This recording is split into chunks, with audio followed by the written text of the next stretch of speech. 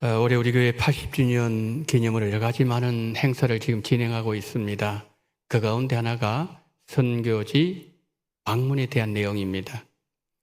지난 수요일에 사도행전 1장 8절로 은혜를 나누었는데, 선교지 방문이 우리 교회의 큰 행사이기 때문에 선교지에서 하나님께서 말씀하시고 또 보여주신 내용을 더 많은 성도님들과 나누면서 기도 제목을 삼고 또 하나님께 영광 돌리는 것이 합당할 것으로 여겨져서 내용을 좀 더 확장해서 오늘 말씀을 드리고자 합니다. 이해하시고 들어주시면 감사하겠습니다. 교회 설립 80주년을 맞이하면서 지난 7월 24일부터 29일까지 33명의 대원들이 라오스 에즈라 센터를 방문했습니다. 하나님께서 선교 현장에서 말씀하시고 보여주시고 가르쳐주신 내용을 중심으로 은혜를 나누고자 합니다.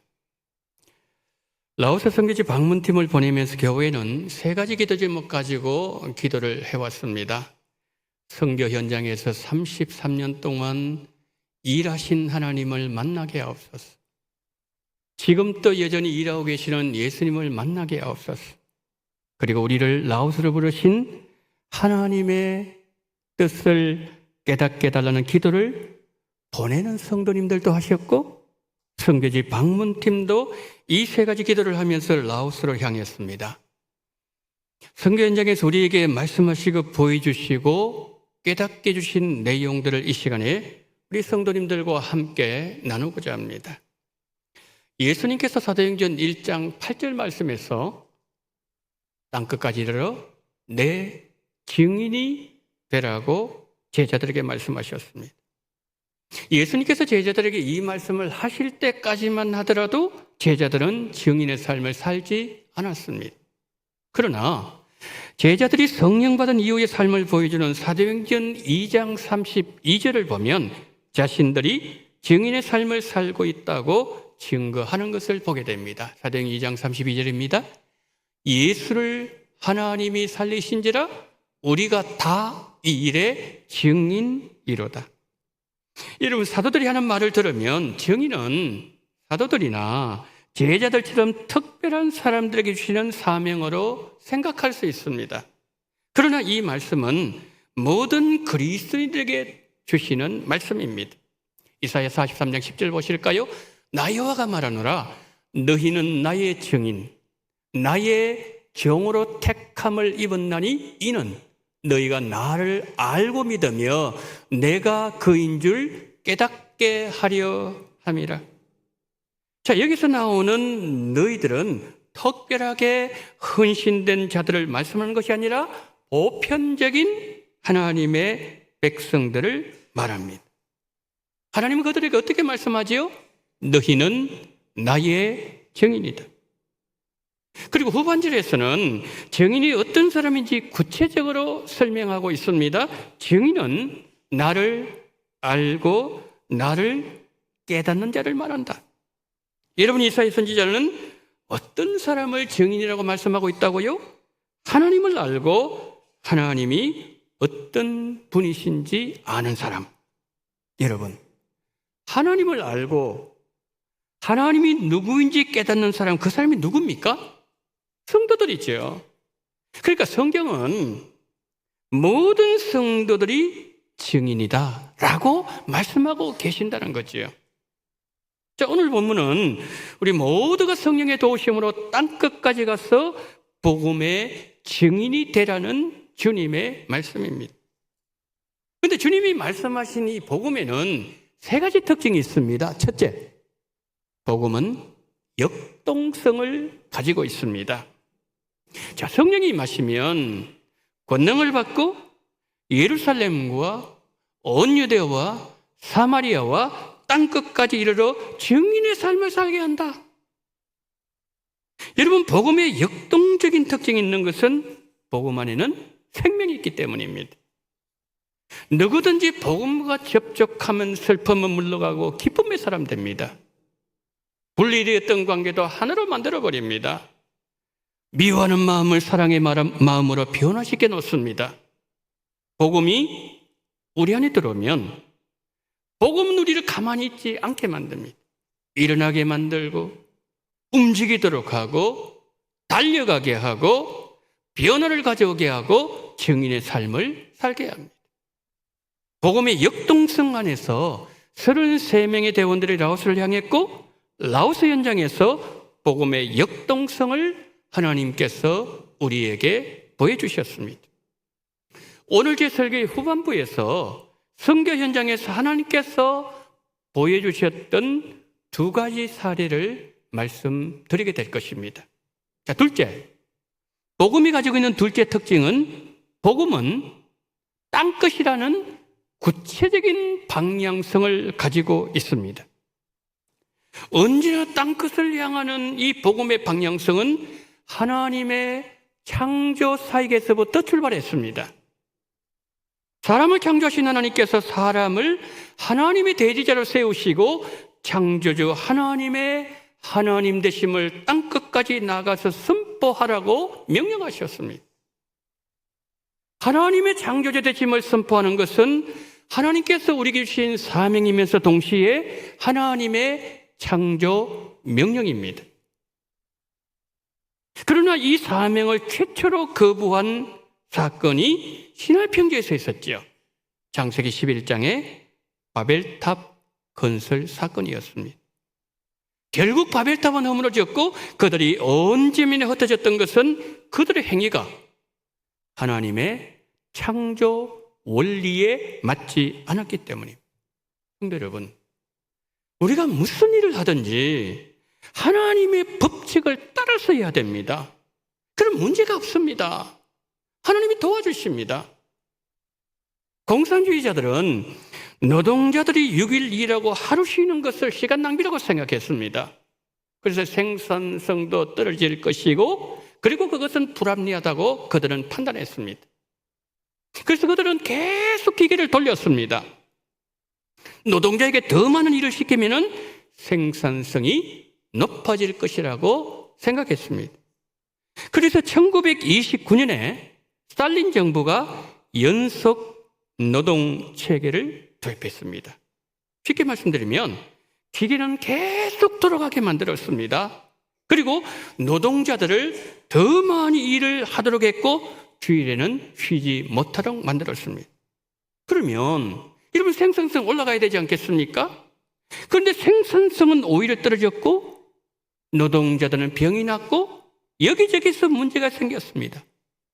그래서 공산주의자들이 어쩔 수 없이 성경의 방식대로 했더니 생산성, 노동자의 건강 상태 등 모든 영역에서 최상의 효과가 나타났다는 거죠.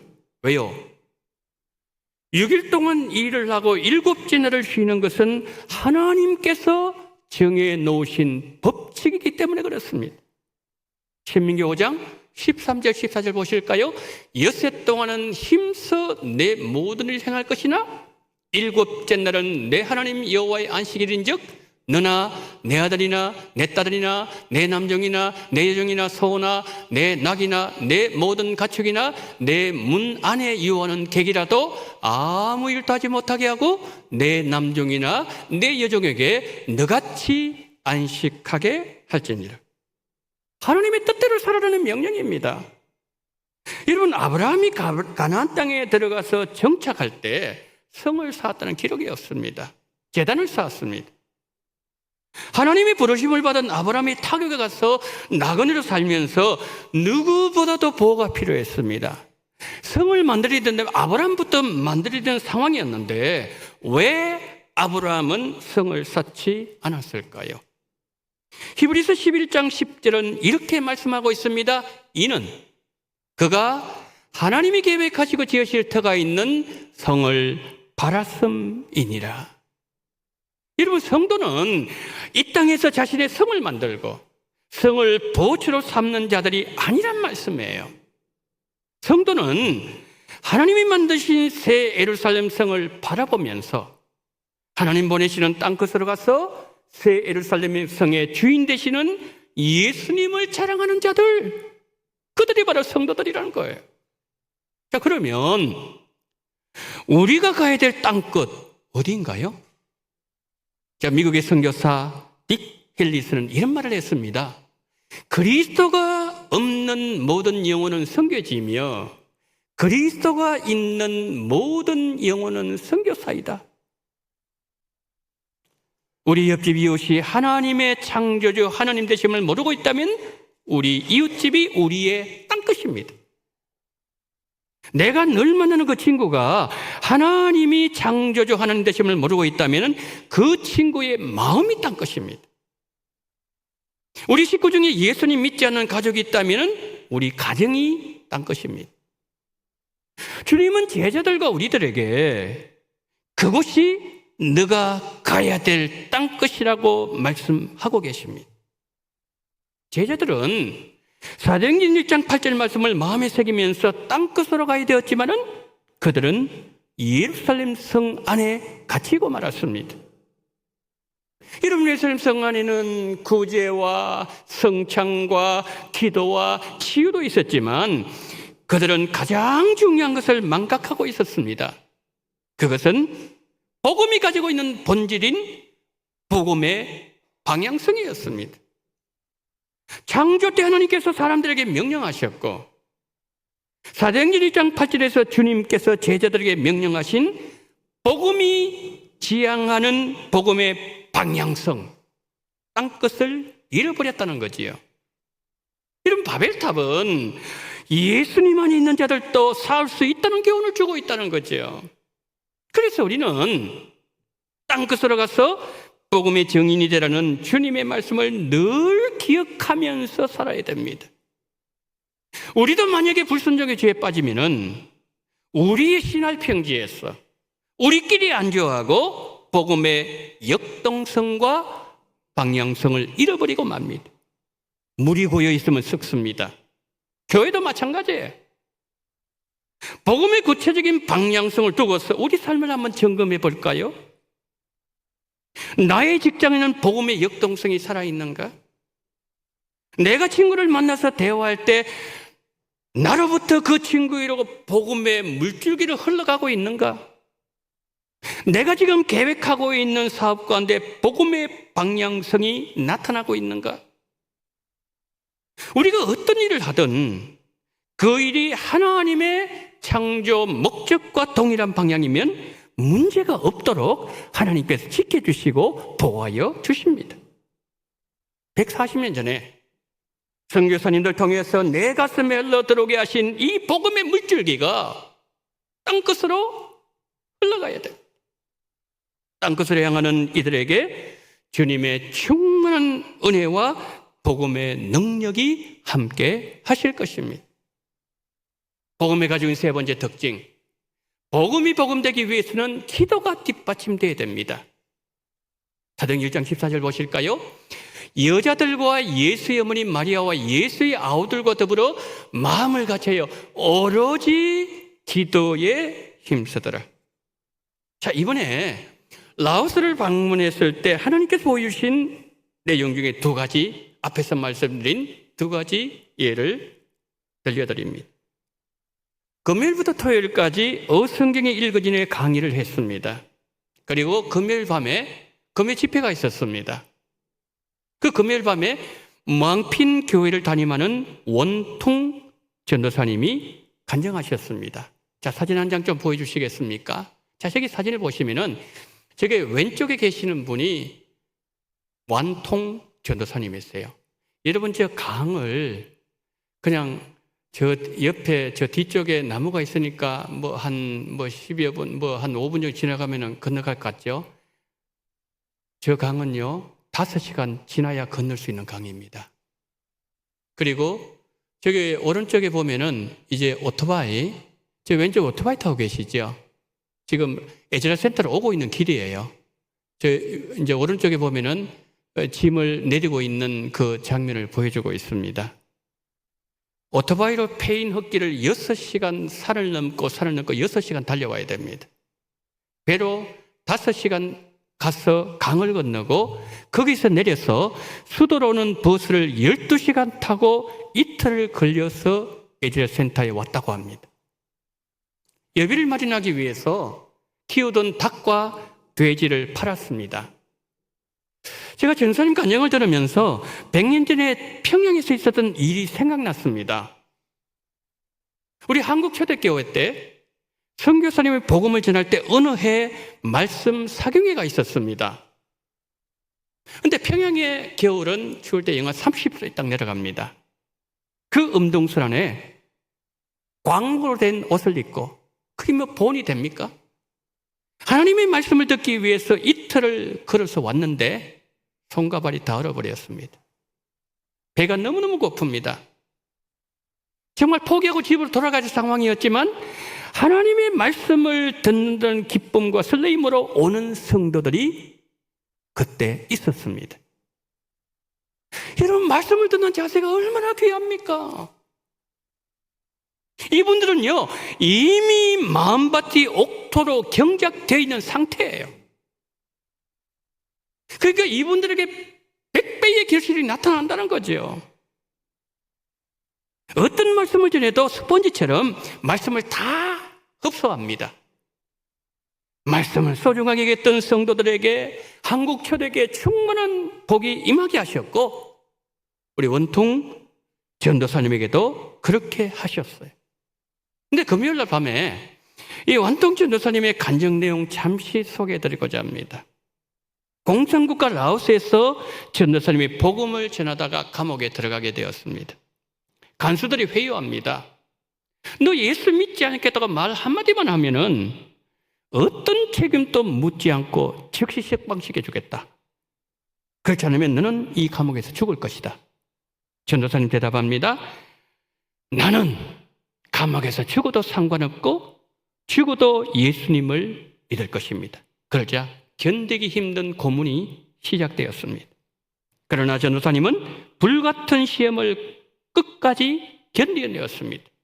그런데 시간이 지나면서 이상한 일들이 벌어지기 시작했습니다.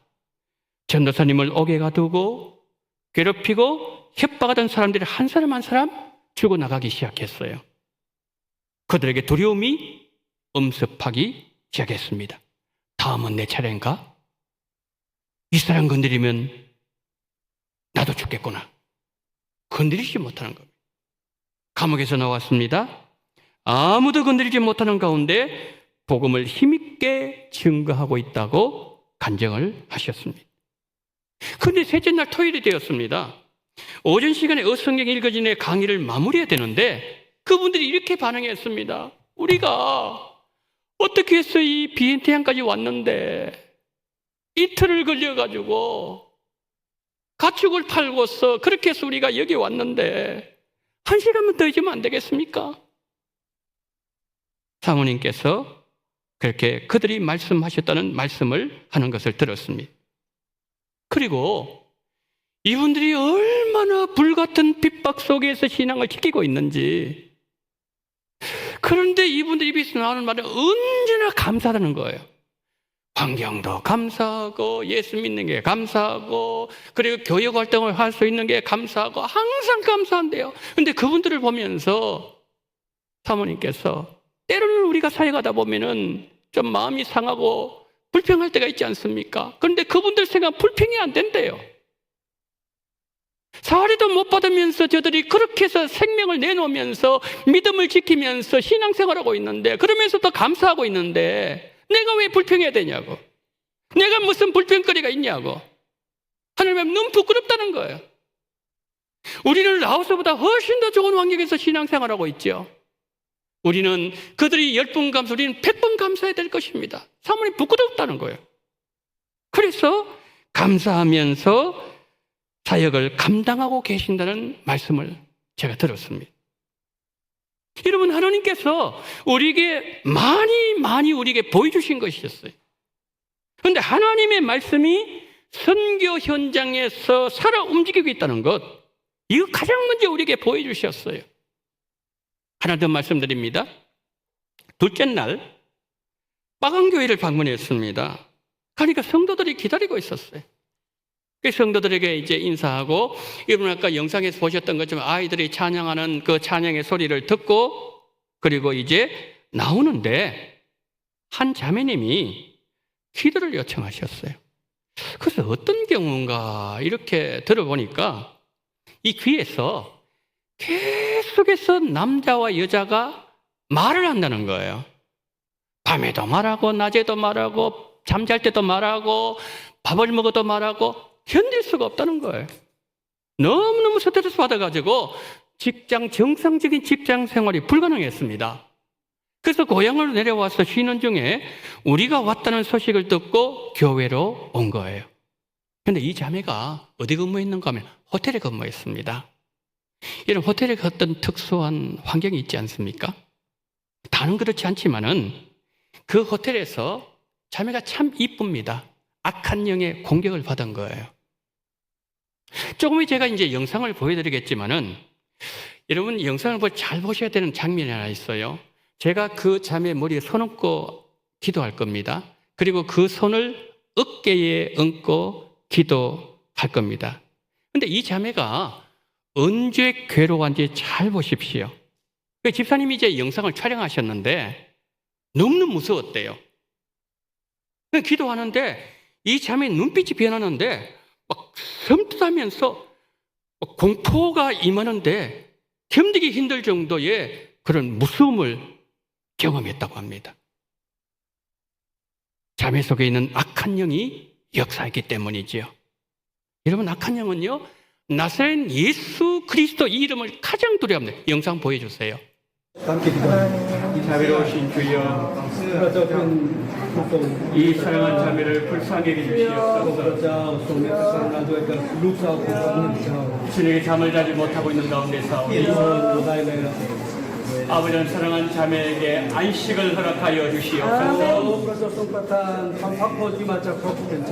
자, 하나님 아버지와 잠을 잘 수 있는 아버지 하나님의 귀한 은혜를 허락해 주시옵시고 이 영혼 속에 쉼을 허락하여 주시옵소서. 주여, 정말 이 아버지를 사랑하는 딸에게 하나님의 새로운 생명의 놀라운 역사가 이 하나님 아버지 정수를 통해서 아버지 하나님의 심령 속에 깊이 들어가게 하여 주시옵소서.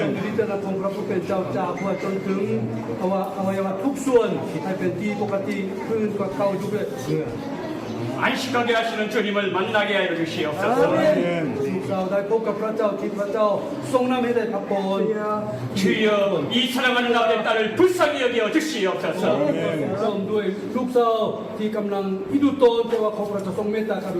낯선 예수 그리스도를 명하노니 이 사랑하는 딸에게 모든 병만은 물러갈지어다. 성령이 역사할지어다. 거기까지 보겠습니다. 자, 거기까지요. 여러분 영상을 통해서 보셨지만은 현장은 더했습니다. 제 손을 얹고 기도하는데 손이 이 정도로 막 흘렸어요. 왜 발악할까요? 안 나가려고. 여러분, 악한 영이 가장 머물려고 하는 장소가 어딘지 아세요? 사람의 마음이에요. 왜 그럴까요? 정으로 부려먹을 수 있거든요. 자기 마음대로. 안 나가려는 거예요. 이 기도가 끝났어요. 예배당 밖을 나갔는데 막 경찰이 도착했어요. 몇 분만 더 기도했더라면은, 그래서 기도하는 저 장면을 경찰이 보았다면요, 빠광교회 목사님 즉시 감옥에 들어갑니다. 선교사님도 사에게 큰 어려움을 겪게 될 것이라고 선교사님께서 말씀해 주셨어요. 우리가 그 속에 있는 악한 영을 쫓아내려고 자매를 계속 붙잡고 있었더라면은 그것 때문에 더 큰 어려움을 당할 수 있어요. 막 기도를 하는데 성령께서 그치게 하는 거예요. 왜 그러실까? 근데 모든 것을 아신 성령께서 우리에게 성령의 마지막 열매가 절제입니다. 좋은 것도 절제할 수 있어야 됩니다. 절제를 시키는 거예요. 그런데 여러분, 이 자매를 통해 하나님께서 우리에게 보여주신 것은 이거예요. 죄가 있는 곳에는 마귀가 있습니다. 그런데 우리가 회개를 하지 않습니까? 회개해서 우리 마음에서 악함이 없어진 마귀가 틈을 탈 수가 없어요. 마귀는 더러운 곳, 음란한 곳, 어두운 곳, 이런 곳을 마귀는 언제나 침침한 곳에 마귀는 늘 그곳에 머물게 됩니다. 그러면 악한 영이 언제 틈탈까요? 두 사람을 보겠습니다. 첫째, 사울을 봅니다. 사무엘상 18장을 보세요. 여인들이 뛰놀며 노래하며 이르되 사울이 죽인 자는 천천히 다윗은 만만히로도 안지라 사울이 그 말에 불쾌하여 심히 노하여 그날 후로 사울이 다윗을 주목하였더라. 그 이튿날 하나님께서 부리는 악령이 사울에게 힘있게 내리매 지금 마귀가 들어간 거예요. 근데 왜 들어갔어요? 사울이 그 말에 불쾌 심히 노하여서 다윗을 주목합니다. 저 죽여야 되겠다. 마귀가 들어갑니다. 이번 사무엘상 18장 이전에 하나님은 사무엘을 통해서 기름을 16장에서 부어주셨어요. 다윗을 왕으로 세우는 것이 하나님의 뜻이었어요. 사울도 알고 있었습니다. 그런데 사울이 계속해서 다윗을 죽이려고 했던 것은 하나님의 뜻을 거역하는 삶을 포기하지 않겠다는 거예요. 여러분, 하나님의 뜻을 계속 거역하면서 불순종 죄를 지으면 악한 영이 틈탈 수 있습니다. 두 번째, 가룟 유다 볼까요? 내가 떡 한 조각을 적셔주는 자가 거니라 하시고 곧 한 조각을 적셔서 가룟 유다의 아들 유다에게 주시니 조각을 받은 후 곧 사탄이 그 속에 들어간지라. 사탄이 들어갔어요. 무섭잖아요. 여러분 주신 사명을 헌신짝 버리듯이 버리고 돈의 노예가 되고 스승을 팔아먹을 때 악한 영이 틈탈 수 있습니다. 그럼 어떻게 되죠? 너의 이 악함을 회개하고 주께 기도하라. 혹 마음에 품은 것을 사하여 주시리라. 회개해야 됩니다. 죄의 뜻대로 살지 못했던 것, 내 마음대로 하려고 했던 것, 내가 누군가를 시기와 질투 대상으로 삼고 해를 끼치고 죽이려고 하는 죄를 지은 것 회개해야 됩니다. 나의 악한 마음이 하나님께로 돌아가야 됩니다. 그러면 살 수 있어요. 이번에 라오스가 참 많은 일들을 했습니다. 불교사원에서 보신 것처럼 땅 밟기도 하고 현지교회를 방문하고 어성에게 위해 성경 강의를 하고 20명 영혼들에게 세례를 주고 그리고 낮에 열심히 사역하고 밤에 이제 보니까 마침 그때 축구가 있어가지고 잠시 가서 응원도 하고 그리고 청년들은 에즈라 센터에서 많은 일들을 했습니다. 그런데 제가 왜 이 두 개를 보여드리는가 하면 라오스에는 지금 강력한 영적인 전쟁이 지금 진행되고 있다는 것을 알려드리기 위해서입니다. 여러분, 선교사님, 영적 전쟁에서 늘 이길 수 있도록 우리가 간절한 마음으로 중보 기도해야 될 것입니다.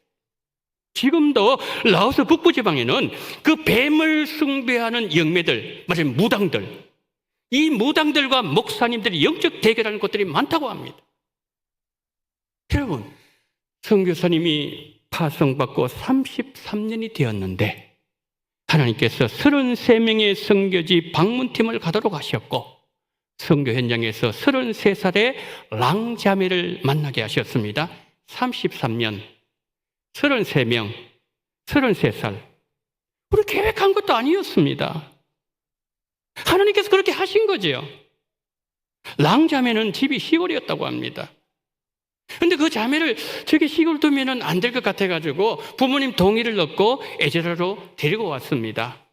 에즈라에서 랑자매가 복음을 깨닫게 되었습니다. 근데 어느 날 고향 집에 갔는데 부모님 댁에 딸을 감금해버렸어요. 10년 동안.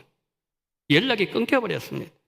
근데 많은 시간 지난 이후에 하나님께서 마치 빌립보 교회의 루디아처럼 랑자매에게 물질을 어마어마하게 많이 축복하셔서 축구사에게 큰 힘이 되고 있는 것을 보게 하셨습니다. 여러분, 이 모든 것은 하나님께서 선교 현장에서 우리에게 보여주신 내용들입니다.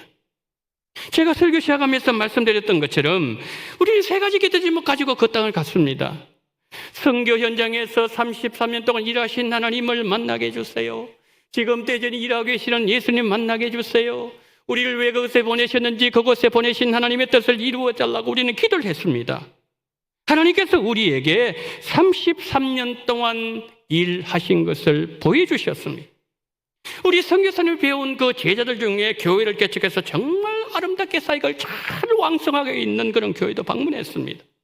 축구를 통해서 라오스과 주변 국가의 복음을 왕성하게 전하고 있는 모습을 보게 되었고, 강력한 영적 전쟁을 하고 있는 선교사님의 사역도 보게 하셨습니다. 33년 동안, 그 많은 시간 동안 기도와 물질로 동역한 우리 원동교회를 하나님은 기뻐하십니다. 우리 교회가 복음의 역동성을 잃어버리지 아니하고 땅끝이라는 복음의 방향성을 계속 유지하면서 라오스와 우리 교회가 파송한 선교지를 위해서 복음으로 함께 가야 된다는 것을 하나님께서 이번에 보여주셨습니다. 그러기 위해서는 우리의 많은 기도가 뒷받침되어야 됩니다. 8월 한 달 수요예배 때 선교지를 위하여 집중적으로 기도하고 있습니다. 나오셔서 기도에 동참해 주십시오.